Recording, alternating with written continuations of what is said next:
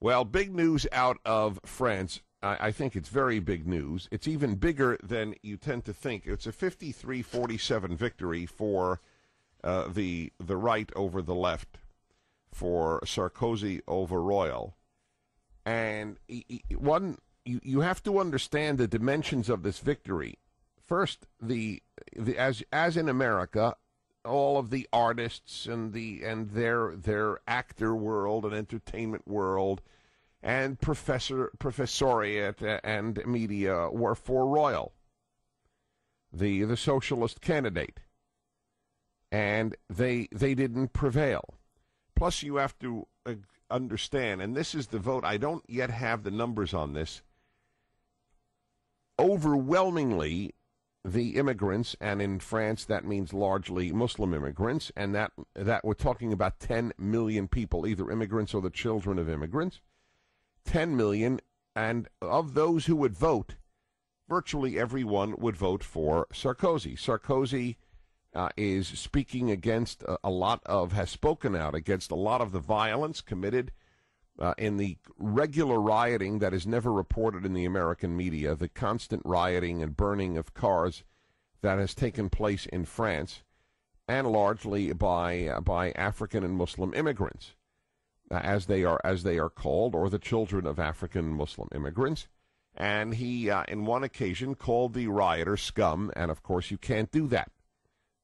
The left would call George Bush scum. That's okay.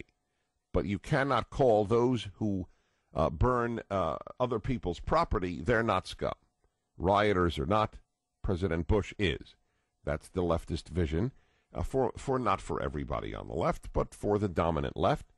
And so he did that, and he was never forgiven for that. That was a big deal, that he will not bring harmony to France. In fact, Ségolène Royal, she, the socialist candidate, a very attractive woman, incidentally, which is not insignificant. People like attractive people, and I'm noting that just in case you have not gotten to see pictures of either of the candidates.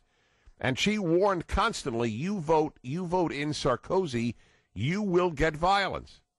That was a major factor that she said contributes to why you should vote for her and the socialists.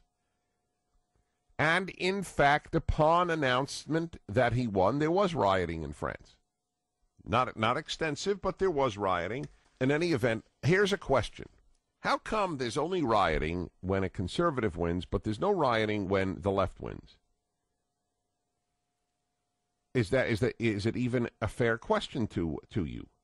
You just don't have that. Socialists win, rioting in the cities. It doesn't happen. So Sarkozy wins, and he has the victory, as I was saying, is all the more remarkable than 53-47 because of the 10 million Muslim voters, the 10 million Muslims. I don't know how many voted. That's the question. Let us say half of them voted.